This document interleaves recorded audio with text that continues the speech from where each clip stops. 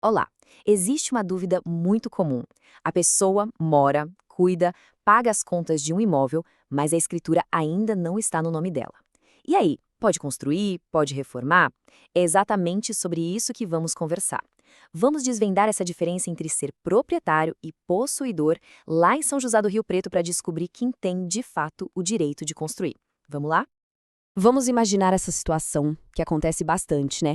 Alguém vive no imóvel há anos, trata como se fosse seu, tem até aquele famoso contrato de gaveta, mas o registro oficial, o documento final, ainda não saiu. A grande questão é: dá para conseguir um alvará para construir ou reformar legalmente? É exatamente essa pergunta que a legislação de São José do Rio Preto nos ajuda a responder. Bom, para a gente chegar na resposta, primeiro precisamos entender quem são os personagens dessa história. A lei separa bem as coisas, definindo o que é um proprietário e o que é um possuidor. Pode parecer a mesma coisa, mas na prática e no papel, a diferença é gigante. Então vamos lá. De um lado, tem o proprietário. Esse é fácil. É quem tem o nome na matrícula do imóvel lá no cartório. É o documento que grita: isto aqui é meu e ninguém pode contestar. Do outro lado, a gente tem o possuidor. É quem está ali no dia a dia ocupando o imóvel, agindo como se fosse o dono. Ou seja, a posse é um fato, é a realidade. Já a propriedade é um direito, está lá registrado. E é exatamente aqui que a legislação de São José do Rio Preto traz uma solução, olha, muito prática e até surpreendente. Pela lógica, a gente pensaria que só o proprietário, com o nome bonitinho no registro, poderia pedir um alvará de construção, certo? Pois é, a regra não é bem essa. E aqui está o pulo do gato, direto do artigo 4º da lei. Para a prefeitura, na hora de construir, o possuidor tem os mesmos direitos que o proprietário. Então, a resposta para aquela nossa pergunta lá do começo é um grande sim. Se a posse for comprovada, é totalmente possível pedir o alvará. É uma lei que olha para a realidade das pessoas, sabe? Busca soluções em vez de só criar mais problema. Mas, claro, não é só chegar lá e dizer eu tenho a posse. É preciso provar. A lei é bem clara e exige alguns documentos para garantir esse direito. Então, como é que se faz isso na prática? O caminho é bem direto. Primeiro passo sempre é apresentar a certidão da matrícula do imóvel, que é tipo o RG da propriedade. Depois, o possuidor precisa provar que ele é o possuidor com mais um documento.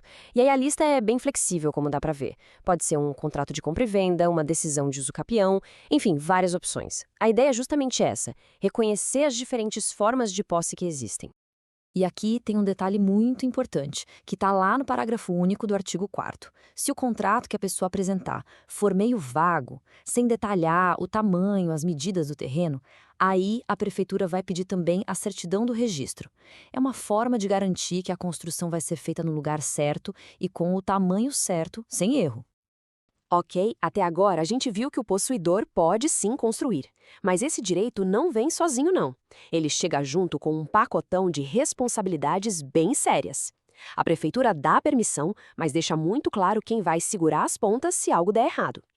O artigo 5º vai direto ao ponto. Quem pega o alvará, seja o proprietário ou o possuidor, vira o único responsável por qualquer rolo com terceiros. Se um vizinho reclamar, se aparecer alguém questionando a posse, a responsabilidade legal por essas tretas é de quem está com o alvará na mão. A prefeitura basicamente diz: isso não é comigo. Além dos problemas com outras pessoas, tem a responsabilidade técnica. O artigo 6º é claro: quem tem o alvará é o responsável final pela segurança da obra.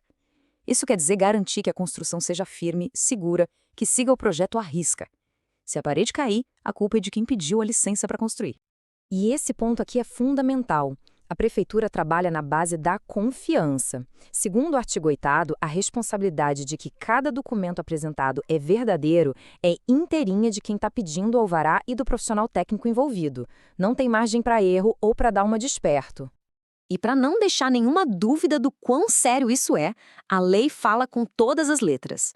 A pessoa responde civil e criminalmente. O que isso quer dizer? Que apresentar um documento falso não gera só uma multa. Pode virar processo criminal. O recado é bem claro. A honestidade na documentação é inegociável.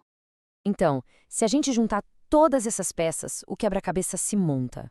O objetivo da lei fica nítido. Mais importante do que saber quem é o dono no papel, A prefeitura quer garantir que exista uma pessoa, uma só, que seja legalmente responsável por tudo, da papelada até a segurança da obra. O que a lei busca, no fim das contas, é ter um responsável claro para tudo. E isso tudo nos deixa com uma reflexão final, né? Essa lei é um equilíbrio interessante. Ela dá flexibilidade, mas cobra uma responsabilidade enorme. A questão é, quem ela mais protege? A cidade, garantindo que as construções sejam seguras e ordenadas? Ou o próprio cidadão, forçando um processo mais transparente, não importa quem seja o dono oficial? Fica aí o pensamento. Obrigado pela companhia nesse mergulho na legislação.